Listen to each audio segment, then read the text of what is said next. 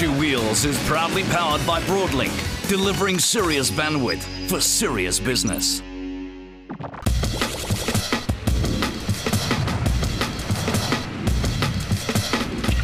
Welcome to the HPE Africa News Desk. This week we travel to Arrow's Rest near the Haartebeesport Dam for coverage of the Nomadik 10th EWXC event held recently. Dave Peterson is your commentator. Thanks, Steve, and thanks to Global ASP as well as Nomadik 10, our main sponsors, as well as Mayfair Gearbox. Our friends from Mayfair Gearbox get involved in off-road racing as well as national superbikes.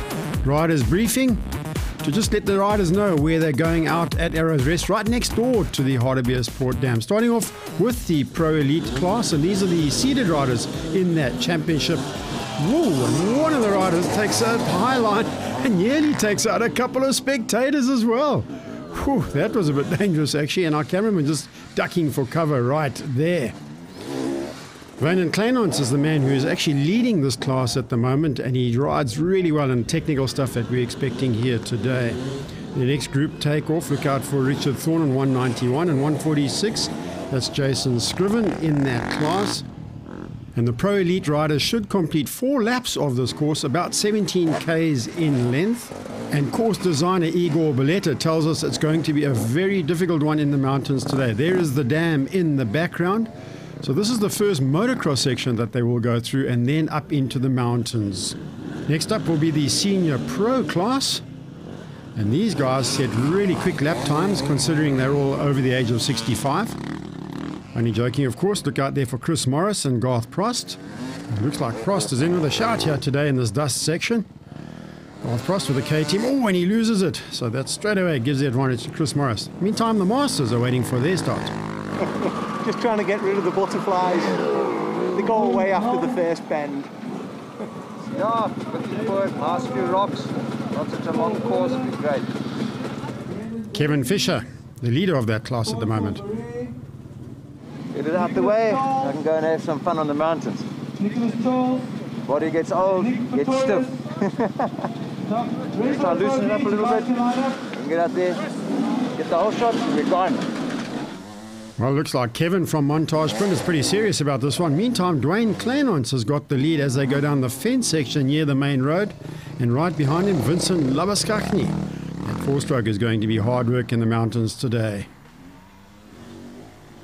Hein van Niekerk knows his way around this area and looks like Captain America in those colours. And this section is going to tear up pretty badly later on, and we see Chris Morris there. He's leading that Senior Pro class, and from here he'll turn left, go through that section and up into the mountains in the background. And this looks rather tricky. Enrico Durant. Maybe he should have taken the right-hand line there. He's all stuck in those trees. Albert Post just follows him through there. Makes it look a lot easier this time around. So a very rough section as they come down here. You'll notice Carl Rohrbeck there in the Masters class has got his goggles on backwards because he doesn't want to be sweating inside the goggles, and the dust down there is not so bad. Marius Immerman, Pro B class. And he's being chased by Rob Rain, also in the Pro B class. And that's Ralph Pitchford. He's leading the Masters. And right behind him is Sean Kirk with his 9056 RM250. Ooh, and it looks like the seat height's a bit tall there for Sean as they climb up this very steep section. This is what we call Handlebar Hill. And you notice that KTM freeride just climbs up there with ease. Ricardo Gomes, E35, struggling a little bit with Newton's law of gravity. And Stefan Hoffelner looks like he's tired already. Oh, I'm alright. Stuff though. But lekker. Meantime, our race leader, Dwayne Kleinhans, is already on the second lap. He makes mincemeat of this climb, but wait till the amateurs get here. Luckily, Wayne Janssen is also a pro rider. Almost taking out our camera.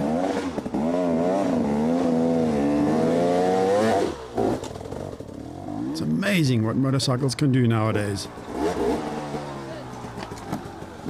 Sean Yar in the Pro B class, really struggling with this climb now.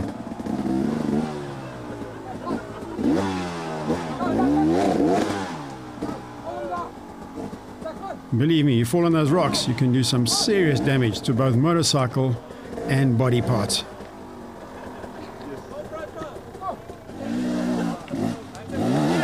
Paulo Ferreira just paid 89,000 Rand for that motorcycle. Luckily for the spectators helping. Yeah, because last weekend I was riding here, I know what it feels like. It's hell. It's hell. I mean, I'm hoping you'll look at me. Well, imagine riding it. Jason Scriven